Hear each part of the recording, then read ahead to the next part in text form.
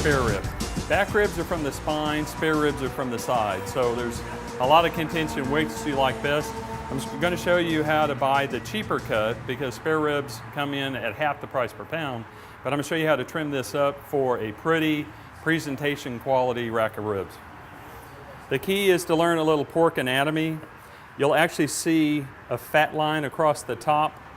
This is pretty much where we're going to trim, and you'll see how I trim that out. If your rack has a bone here, you need to cut that off. To do that, you need a really sharp knife. This is a knife. You can feel underneath for the bone here and the bone here, and you're just going to split the difference and cut off that piece. The second step, always on this side, you'll find the longest bone, and I can actually feel it with my finger. It's hard for the amateur cook to find that, so I've simplified that. Turn this over on the front. Line the ribs up with the edge of the cutting board so it's a straight line. And now I'm looking for that fat line, that white line of fat. I'm going to cut perpendicular to the cutting board. So what we did, we now, instead of that big slab, we have a regular rectangular piece that's going to present itself much better on a plate. So you can see,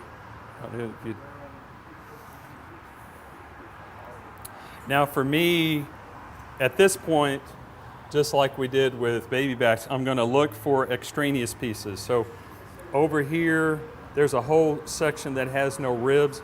It's also so thin, it's just not going to cook well. So I'm going to square off this end. So I'm definitely getting a rectangular shape. Over here, it's a personal preference. This big fat piece, because I see a lot of meat there, I'm not going to trim that off. Sometimes if it's just fat, I'll trim that off. That's all I'm going to do to prepare this. This is what's called a St. Louis cut. On the back, you have this flap of meat. I'm going to trim that off because as it cooks, it's going to hang down, and I just lay my knife parallel, to the rack of ribs, and now it's a smooth back. Here's the membrane, just like we had on the baby backs. I'm going to grab a paper towel.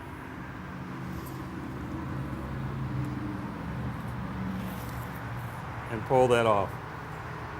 Spare ribs always comes off a little less clean, so you have to work out a little bit more, but I think the end result is worth it, and that's how you prepare the St. Louis cut rib. It's nice, good symmetry, ready for this evening. These up just like you do your ribs, throw them on the smokers, and you can make what are called rib tips. And we call them chef's treats, so cook them until they're tender. You can cut them up in bite-sized pieces, cover them with sauce, put them back on, and take them off when tender. Basically, I try to do a fill in the blank. I'm looking for open spots. And I'll season the back, because when you eat, the first part that you taste of the rib, your tongue hits the bottom of the rib, so why wouldn't you want to season it?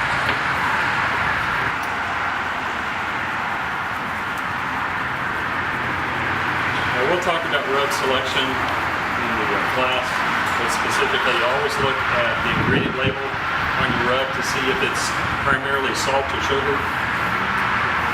I'll let it sit a minute, and I'm looking for any obvious gaps where I missed the meat, because you want to season it. And just go for an even coat. Then put it on the grill, don't burn your fingers, and press it together.